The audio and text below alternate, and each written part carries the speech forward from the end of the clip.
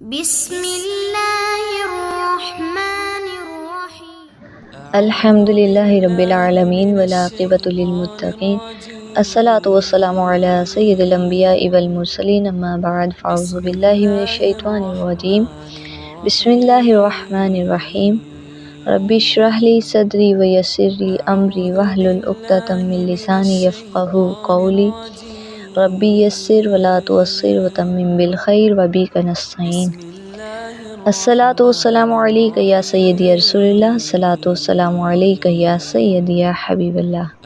تو کل ہم نے 20ویں پارے کی تفسیر کا خلاصہ پڑھا، جس میں ہم نے سورۃ النمل، سورۃ القصص، سورۃ العنکبوت پڑھی۔ سورۃ القصص میں ہم نے حضرت موسیٰ علیہ السلام کی پیدائش اور آزمائش کے بارے میں پڑھا۔ فرعون بنی اسرائیل کے بچوں کو قتل کرتا تھا، حضرت موسیٰ علیہ السلام کی والدہ نے انہیں دریا میں ڈال دیا اور وہ فرعون کے گھر پہنچ گئے۔ حضرت موسیٰ علیہ السلام نے ایک شخص کو غلطی سے قتل کر دیا، پھر مدین کی طرف ہجرت کی۔ پھر مدین میں حضرت شعیب علیہ السلام سے ملاقات ہوئی۔ حضرت موسیٰ علیہ السلام نے مدین میں حضرت شعیب علیہ السلام کی بیٹیوں کی مدد کی۔ حضرت شعیب علیہ السلام نے انہیں اپنی بیٹی سے نکاح کا پیغام دیا اور خدمت کی شرط رکھی۔ پھر ہم نے سورۃ القصص میں فرعون کی ہلاکت اور قارون کا انجام بھی پڑھا۔ سورۃ النمل میں ہم نے حضرت لوط علیہ السلام کی قوم، اللہ کی قدرت، قیامت کی نشانیوں کے بارے میں پڑھا۔ سورۃ العنکبوت میں ہم نے ایمان اور آزمائش، پچھلی قوموں کی ہلاکت اور نماز کی اہمیت کے بارے میں پڑھا۔ تو آج ہم 21ویں پارے کی تفسیر کا خلاصہ پڑھیں گے، جس میں بین المذہب کے مکالمے اور حکیم لقمان کی نصیحتیں بھی موجود ہیں۔ 21ویں پارے میں سورۃ العنکبوت کا بقیہ حصہ، سورۃ الروم، سورۃ لقمان، سورۃ السجدہ، سورۃ الاحزاب موجود ہے۔ اس پارے میں توحید، قیامت، صبر، شکر، نبی کریم صلی اللہ علیہ وآلہ وسلم کی سیرت اور اہل ایمان کی صفات بھی بیان کی گئیں۔ سورۃ العنکبوت کی آیت نمبر 46 to 69 میں بین المذہب کے مکالمے موجود ہیں۔ آیت نمبر 46 to 52 تک میں اللہ تعالیٰ نے بتایا کہ اہل کتاب سے حکمت اور نرمی کے ساتھ بات کرنے کا حکم دیا۔ سورۃ العنکبوت کی ان آیات میں اللہ تعالیٰ نے مختلف اقوام کے ساتھ مکالمے، ان کے عقائد، انبیاء کرام کی دعوت کا ذکر کیا۔ اس میں بالخصوص بین المذہب مکالمے، انٹرفیتھ ڈائیلاگ کے اصول، عقلی اور نقلی دلائل اور دین اسلام کے حقائق کو بھی واضح کیا۔ نمبر 1، حکمت اور نرمی سے مکالمے کا حکم دیا۔ اللہ تعالیٰ قرآن پاک میں فرماتا ہے کہ اہل کتاب یہودی اور نصارہ سے مکالمہ حسن اخلاق اور نرمی سے کرنا چاہیے، تو اس کے بارے میں آیت مبارکہ ہے کہ اور اہل کتاب سے نہ جھگڑو مگر ایسے طریقے سے جو سب سے اچھا ہو۔ تو معلوم ہوا کہ یہودی اور نصارہ سے مکالمہ حسن اخلاق اور نرمی سے کرنا چاہیے، جھگڑے اور سختی رویے کے بجائے حکمت اور دلیل سے بات کرنی چاہیے۔ نمبر 2، مشترکہ بنیاد پر بات کرنا۔ تو اس پر اللہ تعالیٰ فرماتا ہے کہ مگر وہ لوگ جو ان میں سے ظلم کرتے ہیں ان سے سختی کی جا سکتی ہے، اور کہو کہ ہم ایمان لائے اس پر جو ہماری طرف نازل کیا گیا اور جو تمہاری طرف نازل کیا گیا، اور ہمارا اور تمہارا معبود ایک ہی ہے اور ہم اسی کے فرمانبردار ہیں۔ تو معلوم ہوا کہ مکالمے میں یہ واضح کرنا ضروری ہے کہ ہم سب کا معبود ایک ہی ہے۔ مذہبی گفتگو میں مثبت اور تعمیری پہلوؤں پر زور دینا چاہیے۔ نمبر 3، سابقہ امتوں کی غلطیوں سے سبق۔ سورۃ العنکبوت میں پچھلی قوموں کا ذکر کیا گیا، جیسے قوم نوح، عاد، ثمود اور فرعون کی قوم۔ ان کا ذکر اس لیے کیا گیا تاکہ لوگ ان کی غلطیوں سے سبق سیکھیں۔ اللہ تعالیٰ فرماتا ہے کہ پس ہم نے ہر ایک کو اس کے گناہ کی وجہ سے پکڑا۔ تو اس سے معلوم ہوا کہ تاریخ سے سیکھ کر موجودہ مکالمے کو بہتر بنایا جا سکتا ہے۔ مذہبی مکالمے میں عقل، حکمت اور تاریخ کے اسباق کو نظر انداز نہیں کرنا چاہیے۔ نمبر 4، اللہ تعالیٰ فرماتا ہے کہ اللہ اپنے بندوں میں سے جس کے لیے چاہے رزق کشادہ کر دیتا ہے اور جس کے لیے چاہے تنگ کر دیتا ہے۔ تو معلوم ہوا کہ بین المذاہب مکالمے میں عقلی اور نقلی یعنی وحی دونوں دلائل پیش کرنی چاہیے۔ معاشرتی اور سائنسی پہلو کو بھی مد نظر رکھنا ضروری ہے۔ ایمان پر استقامت، اس کے بارے میں اللہ تعالیٰ فرماتا ہے کہ اور جو لوگ ہماری راہ میں کوشش کرتے ہیں ہم ضرور انہیں اپنے راستے دکھائیں گے۔ تو اس سے معلوم ہوا کہ بین المذاہب مکالمے میں صبر اور ثابت قدمی ضروری ہے۔ اللہ کا وعدہ ہے کہ جو سچے دل سے تلاش کرے گا اسے ہدایت ملے گی۔ تو ان سب سے سورۃ العنکبوت ہمیں سکھاتی ہے کہ مذہبی مکالمہ نرمی، حکمت اور مشترکہ اقدار پر مبنی ہونا چاہیے۔ ہمیں چاہیے کہ دلائل، تاریخ، عقل کا استعمال کرتے ہوئے اچھے اخلاق کے ساتھ بات کریں تاکہ ہدایت کے دروازے کھل سکیں۔ پھر پوائنٹ نمبر 2 میں سورۃ الروم کا آغاز ہوتا ہے۔ آیت نمبر 1 to 10 میں فارس نے رومیوں کو شکست دی، یعنی رومیوں کی شکست اور غلبے کا ذکر فرمایا کہ فارس نے رومیوں کو شکست دی، مگر اللہ تعالیٰ نے خبر دی کہ رومی دوبارہ جیتیں گے۔ اسی سورت کی آیت نمبر 11 سے 32 میں توحید اور اللہ تعالیٰ کی قدرت کی نشانیاں بیان کی گئی۔ اللہ تعالیٰ نے بارش، زمین کی زرخیزی، انسان کی پیدائش، ان سب کا بتایا کہ یہ اللہ کی نشانیاں ہی ہیں، اللہ کی قدرت کی نشانیاں ہی ہیں۔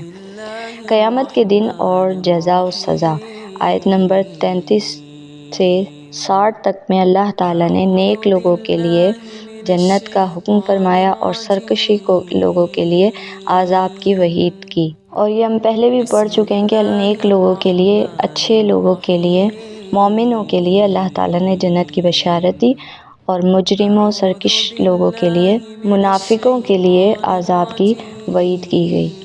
نمبر 3 میں سورۃ اللقمان کا آغاز ہوتا ہے۔ سورۃ اللقمان کی آیت نمبر 12 to 19 تک میں حکیم لقمان کی نصیحتیں موجود ہیں۔ حکیم لقمان اللہ کے نیک بندے، صاحب حکمت شخصیت تھے جن کا ذکر قرآن مجید میں کیا گیا۔ اللہ تعالیٰ نے ان کو دانائی عطا فرمائی، ان کی نصیحتوں کو بطور مثال پیش کیا گیا۔ اللہ تعالیٰ فرماتا ہے حکمت تو شکر گزاری کی انہوں نے نصیحت کی۔ اللہ تعالیٰ فرماتا ہے کہ بے شک ہم نے لقمان کو حکمت عطا کی اور اللہ کا شکر ادا کرو، اور جو شکر ادا کرتا ہے وہ اپنے ہی فائدے کے لیے کرتا ہے، اور جو ناشکری کرے تو بے شک اللہ بے نیاز بزرگی والا ہے۔ یہاں معلوم ہوا کہ حکمت کا پہلا اصول شکر گزاری ہے، اور اللہ کا شکر کرنے سے نعمتیں بڑھتی ہیں۔ دوسری نصیحت شرک سے اجتناب۔ لقمان نے اپنے بیٹے کو سب سے پہلی اور سب سے اہم نصیحت یہ کی تھی۔ قرآن پاک میں سورۃ اللقمان میں ترجمہ موجود کہ اے میرے بیٹے، اللہ کے ساتھ کسی کو شریک نہ ٹھہرانا، بے شک شرک بہت بڑا ظلم ہے۔ تو یہاں معلوم ہوا کہ توحید سب سے بڑی سچائی ہے، شرک سب سے بڑا گناہ ہے، اور اللہ کے ساتھ کسی کو شریک کرنے سے تمام نیکیاں ضائع ہو جاتی ہیں۔ تیسری نصیحت والدین کی فرما برداری۔ اللہ تعالیٰ نے لقمان کی نصیحتوں میں والدین کے حقوق کو بھی شامل کیا۔ قرآن پاک میں اللہ تعالیٰ فرماتا ہے کہ اور ہم نے انسان کو اس کے والدین کے بارے میں نصیحت کی ہے، لیکن ساتھ ہی فرماتا ہے کہ اگر وہ تجھے میرے ساتھ کسی کو شریک کرنے پر مجبور کرے جس کا تجھے علم نہیں، تو ان کی اطاعت نہ کر۔ تو یہاں پر معلوم ہوا کہ والدین کی فرما برداری لازم ہے، مگر دین کے خلاف کوئی حکم دے تو اس میں اطاعت نہیں کرنی چاہیے۔ اور چوتھی نصیحت حکیم لقمان نے اپنے بیٹے کو اعمال کی جزا و سزا کے بارے میں کی۔ حکیم لقمان نے بیٹے کو بتایا کہ کوئی بھی نیکی یا برائی، چھوٹی ہو یا بڑی، اللہ کے علم میں ہوتی ہے۔ وہ اپنے بیٹے کو کہتے ہیں کہ قرآن پاک میں آیت موجود ہے کہ اے میرے بیٹے، اگر کوئی چیز رائی کے دانے کے برابر ہو، پھر وہ کسی چٹان میں ہو یا آسمان میں ہو یا زمین میں ہو، اللہ تعالیٰ اسے لے آئے گا۔ یہاں سے معلوم ہوا کہ کوئی عمل چھوٹا ہو بڑا ہو، اللہ کے علم سے باہر نہیں۔ انسان کو ہر وقت نیک کام کرنا چاہیے کیونکہ اللہ ہر چیز دیکھ رہا ہے۔ پھر پانچویں نصیحت نماز قائم کرنا۔ لقمان نے اپنے بیٹے کو تاکید کی کہ نماز کو قائم رکھیں۔ آیت مبارکہ کا ترجمہ کہ اے میرے بیٹے، نماز قائم کر۔ معلوم ہوا کہ نماز دین کا ستون ہے، اس کے بغیر کامیابی ممکن نہیں۔ نماز سے روحانی اور جسمانی فوائد حاصل ہوتے ہیں۔ چھٹی نصیحت کی نیکی کا حکم دینا، برائی سے روکنا۔ آیت مبارکہ موجود ہے اس صورت میں نیکی کا حکم دے اور برائی سے منع کر۔ تو یہاں معلوم ہوا کہ اچھائی پھیلانے اور برائی روکنے کی کوشش ہر شخص پر فرض ہے۔ سماج کی اصلاح کے لیے نیکی کی دعوت ضروری ہے۔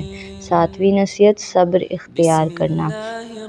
آیت مبارکہ کا ترجمہ موجود ہے کہ اور جو مصیبت تجھے پہنچے اس پر صبر کر، بے شک یہ ہمت والے کاموں میں سے ہے۔ تو معلوم ہوا کہ مصیبتوں پر صبر کرنے سے اللہ کا قرب حاصل ہوتا ہے اور ہر کامیاب شخص کو زندگی میں مشکلات کا سامنا کرنا پڑتا ہے۔ 8ویں نصیحت، غرور اور تکبر سے بچنا۔ قرآن پاک میں آیت موجود ہے، اور لوگوں سے اپنے رخسار نہ پھیر، تکبر نہ کر اور زمین میں اکڑ اکڑ کر نہ چل۔ یہاں پر معلوم ہوا کہ غرور اور تکبر اللہ کو ناپسند ہے۔ عاجزی اور انکساری سے عزت میں اضافہ ہوتا ہے۔ 9ویں نصیحت، گفتگو میں نرمی اور وقار۔ قرآن پاک میں یہ آیت بھی موجود ہے سورۃ لقمان میں ہی کہ اور اپنی چال میں اعتدال رکھ، یعنی عدل رکھ، اور اپنی آواز دھیمی رکھ، بے شک سب سے بری آواز گدھے کی ہے۔ تو یہاں پر معلوم ہوا متوازن اور شائستہ انداز میں بات کرنی چاہیے۔ چیخنا چلانا بدتمیزی کی علامت ہے۔ تو حکیم لقمان کی نصیحتیں آج بھی ہمارے لیے مشعل راہ ہیں۔ انہوں نے توحید، شکر، والدین کی فرمانبرداری، نیکی کی دعوت، صبر، نماز، تکبر سے بچنے، حسن اخلاق جیسی بنیادی باتوں پر زور دیا۔ اگر ہم ان باتوں پر عمل کریں تو نہ صرف دنیا میں کامیاب ہوں گے بلکہ آخرت میں بھی کامیاب و سرخرو ہوں گے۔ پھر پوائنٹ نمبر 4 میں سورۃ السجدہ کا آغاز ہوتا ہے۔ سورۃ السجدہ کی آیت نمبر 12 سے 22 تک میں اللہ تعالیٰ نے قیامت اور اعمال کے جزا کے بارے میں ذکر فرمایا کہ قیامت کے دن کافر کہیں گے کہ ہمیں واپس بھیج دو، مگر ان کی دعا قبول نہ ہوگی، اور نیک لوگوں کے لیے جنت کی خوشخبری ہے۔ پوائنٹ نمبر 5 سورۃ الاحزاب کا آغاز آیت نمبر 1 سے 20 تک میں نبی کریم صلی اللہ علیہ وآلہ وسلم اور مسلمانوں کی آزمائش کا ذکر ہے۔ رسول اللہ صلی اللہ علیہ وآلہ وسلم کی اطاعت ہی اصل کامیابی ہے۔ جنگ احزاب یعنی خندق میں منافقین کی سازشیں کا ذکر کیا گیا کہ انہوں نے کس طرح سازشیں کی۔ اسی سورت کی آیت نمبر 28 سے 30 تک میں ازواج مطہرات کی عظمتیں بیان کی گئیں۔ نبی کریم صلی اللہ علیہ وآلہ وسلم کی ازواج مطہرات کو دنیا اور آخرت میں انتخاب کا اختیار دیا گیا۔ یعنی آج 21ویں پارے میں ہم نے سورۃ العنکبوت، اہل کتاب کے مکالمہ، ایمان کی آزمائش، صبر کی تلقین پڑھی۔ سورۃ الروم میں ہم نے رومیوں کی فتح کی پیش گوئی، توحید اور قیامت کی نشانیوں کے بارے میں پڑھا۔ سورۃ اللقمان میں حضرت لقمان کی نصیحتیں بیان کی گئیں، وہ پڑھیں۔ والدین کی عزت قیامت کی نشانی ہے۔ سورۃ السجدہ میں قیامت، نیک لوگوں کی جزا، کافروں کا انجام پڑھا۔ سورۃ الاحزاب میں نبی کریم صلی اللہ علیہ وآلہ وسلم کی سیرت اور جنگ احزاب اور ازواج مطہرات کی عظمتیں پڑھی۔ آخر میں اللہ کریم میرا بتانا، آپ کا سننا اپنی پاک بارگاہ میں قبول فرمائے۔ میرے بتانے میں، آپ کے سننے میں جو بھی غلطی، بے ادبی، کوتاہی ہوئی، ان تمام کو معاف فرمائے۔ وما علینا الا البلاغ المبین۔